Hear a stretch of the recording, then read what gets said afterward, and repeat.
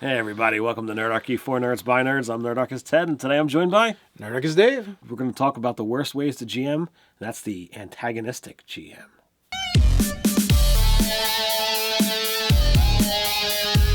We're going to start this video by thanking our sponsor, Easy Roller Dice. Whether it's your first set of dice or your 1 millionth set of dice, Easy Roller Dice for all your dice rolling needs. Down in the description, you can find a one-time coupon code for whopping 20% off. There's also a link down there, Easy Roller Dice / Nerdarchy. Go get your Easy Roller Dice. All right, so today we're talking about the worst ways to GM, and we're going to dive into the antagonistic GM. Yes, and we've been talking about doing this one for a while. And then I saw a Facebook post that really made me say, you know what, maybe we should talk about this. All right, so I'm going to read it. It says, I think I'm done playing D&D for a while. All the DMs I've played with play unfair by putting us up against stuff we can't kill, and it just ruins the campaigns. Anybody else have these problems? I'm trying to find a game where it's at least somewhat fair to the players. All right. So first of all, I'm not entirely sure that guy's dealing with an antagonistic GM or not. I mean, sure, some of the time, you're just going to come up against things and you're not meant to fight them, or the DM miscalculated, or you had bad rolls, or you made bad decisions. But guess what? You don't always win. There is that. If you have a GM who's going to use a random encounter table, and truly random, not just random for your level, it's possible that as a first level party, oh, look at that, Ancient Dragon. There's no chance for you to fight it. Perhaps the second level adventure, you wind up coming upon a giant crashing through the trees. You attack that thing, you're probably going to get kicked into a tree. Maybe you're 10th level, you come across 3 goblins, right? At that point, I think you're a bully if you murder them. But yeah, so there's instances like that where that is just a living, breathing campaign world, and that's okay. Now, if every fight the GM is like, yeah, I'm only putting you against things you can't beat, yeah, that's BS. If the DM is trying to kill you all the time, that's BS. Those are definitely GMs that have drawn the battle line. They're very much you against me, and we've played with those guys before. We've played with them, and there was a time that I think you were kind of one of them. I've been accused of that. Now, I don't agree, but I just, I was also like harsher as a GM with certain things where I'm more chill and relaxed now. But I've always said, like, I've got all these books with everything at my disposal. If I want to kill the players, I can. It's not really that hard. Sometimes it's perception too. Like, you're looking back in hindsight, and maybe that was your perception back then of it was us against you, and you were an antagonistic GM. Even in more recent years, playing with my wife and son, they wouldn't want to tell me what was going on, and they were like whisper because they're afraid, because they had that idea that it was me against them, and it's just, it's just not that way now. But that being said, there definitely are DMs that, yeah, they pride themselves on being able to get TPKs, taking out the party. Now, I do find most of these GMs have their own like twisted sense of honor, in the sense that they have their own rules that they don't break, for the most part, because it's not really hard to kill the players if you really want to. You can take any of the monster manuals that are out there. You turn to the biggest thing, and it doesn't matter how strong the party is. You can just put more monsters. You can just put more hit points. You can make it so that you can kill whatever the party's got. You can not give out magic items. You can be stingy with gold. You can do all these things to really, limit your players if you wanted to as a GM. I'm not saying that's what you should do. The best part is actually finding the sweet spot, the middle ground between like giving them everything they want and being the us versus you GM.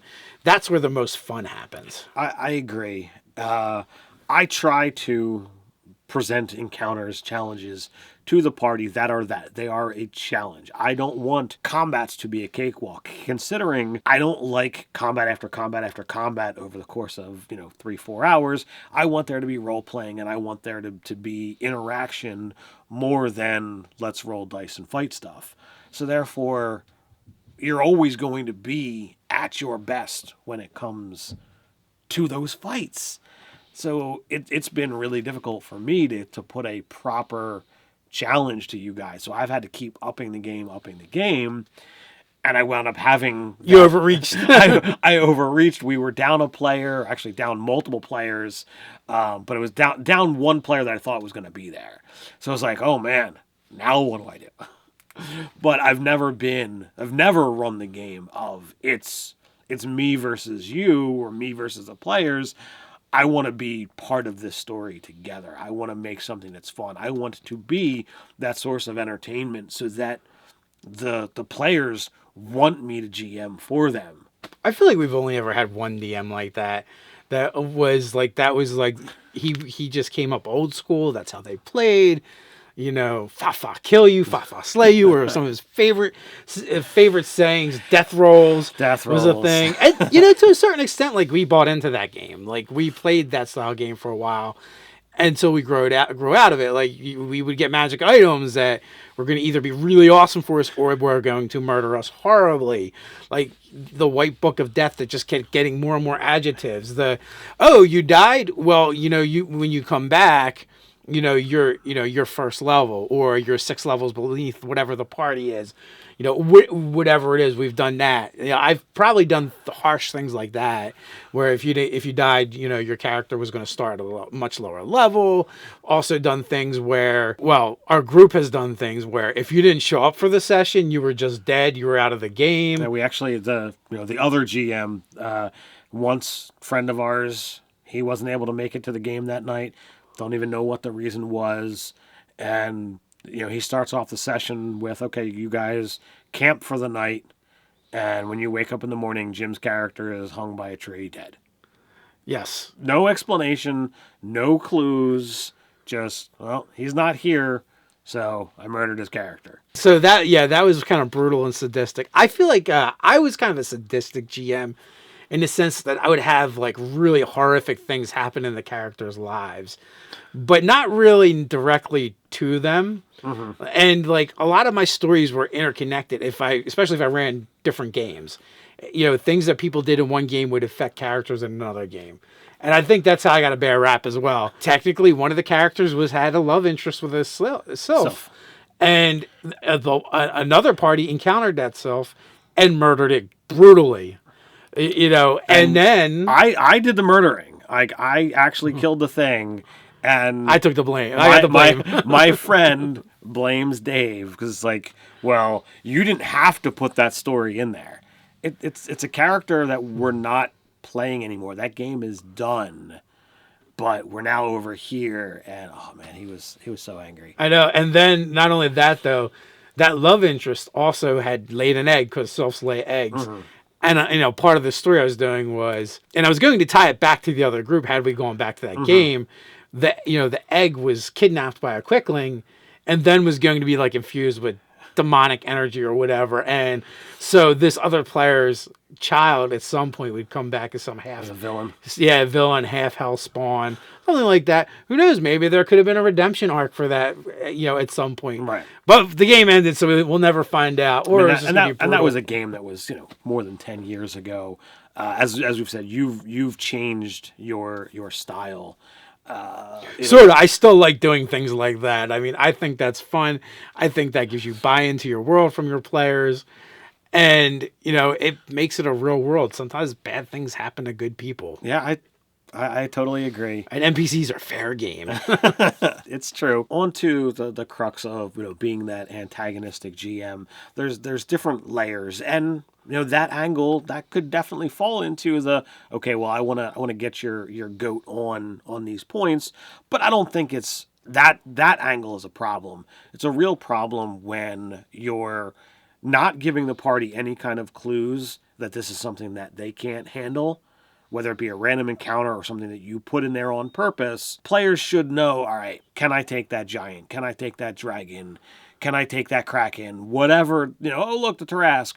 You should have an idea as a player. And if you're doing something stupid and your character is smarter than that, all right, give them some kind of role or straight up tell them, this is not winnable or what have you. Maybe you should think about another plan.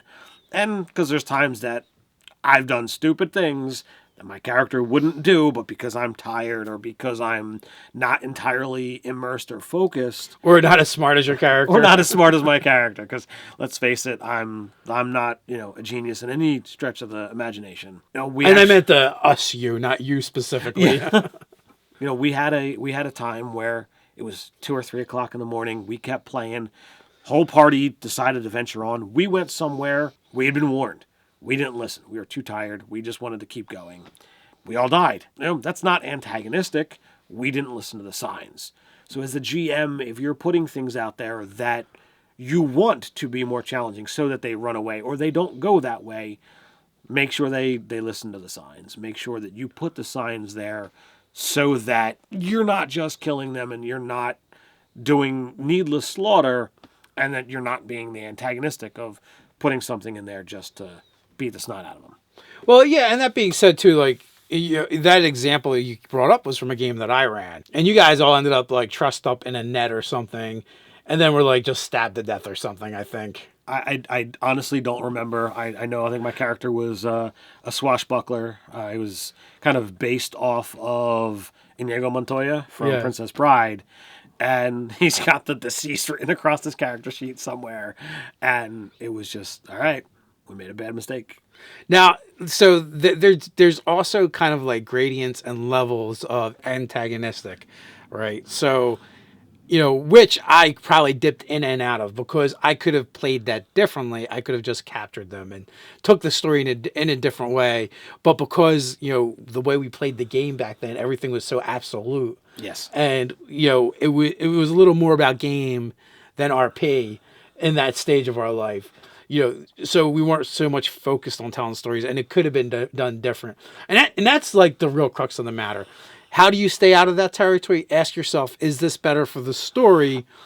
And is it going to be impactful, right? Like if a character kind of like tries to hold a pass or hold a bridge or hold a position, and literally like there's no way that the party's getting away without this delay, then that's a good death. Like, like that's something a character be like, oh yeah, he died, cool, there's going to be stories and stuff like that. Just being stubborn as the GM because you had something set a certain way and just killing your players because they weren't getting what you were laying down, that that can be a little dickish.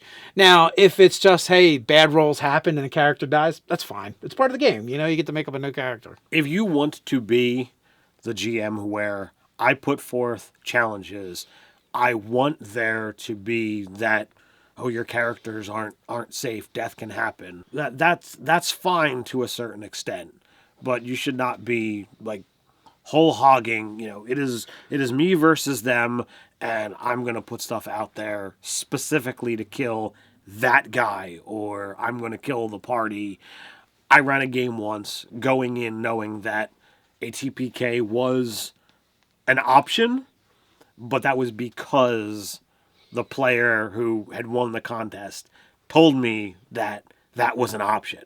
And there's other ways too, like taking your player's stuff all the time, taking the wizard's spell book. There is other ways where you can really screw over your players, and in some cases it might make sense to do it. But if that's ultimately your goal to do that all the time, then that becomes problematic, and that is the worst way the GM. Yeah, if you steal the stuff that is necessary for that character to function and not have a way for them to get it back relatively quickly, you're going to be taking away the actual fun element of the game, because if there's still combat and that person can't take part, they're going to sit there and twiddle their thumbs. Right. And now say you take that same circumstances and say, the example we used where the players, wandered into a trap and there were signs and they kind of ignored it, but the GM decided to be benevolent and just capture them instead of kill them. And there was a wizard. Well, yes, the wizard would have lost the spell book and they would have taken it and put it somewhere. Maybe he gets it back during the course of that adventure. Maybe he doesn't, depending on how things unfold. As the GM, you should have opportunities for them to get it back. But whether they take them or not, that's not your job to make sure they do. So, and in that case, it's completely different because, well, they're all dealing with consequences of something that happened. Maybe later on the party will have to pitch together and get him a new spell book or figure something out. Maybe you'll let him, give him a chance to like transcribe some of the spells maybe that he knows right now and remembers, or you might go, oh well, whatever spells the 6 you started with in the beginning, you already know those and you can put those in your book or something. But yeah, there's definitely, the idea is we're not saying don't have consequences your game. They're going to be there, but have them make sense and have them be there to further the story, not just to win. Absolutely. So what do you guys think? Have you gamed with any antagonistic DMs? You can share those stories down in the comments below, or you can just continue the conversation. While you're down there, don't forget to like, share, and subscribe. Maybe you've been one. You can tweet it at Nerdarchy at Twitter. So until next time, stay nerdy.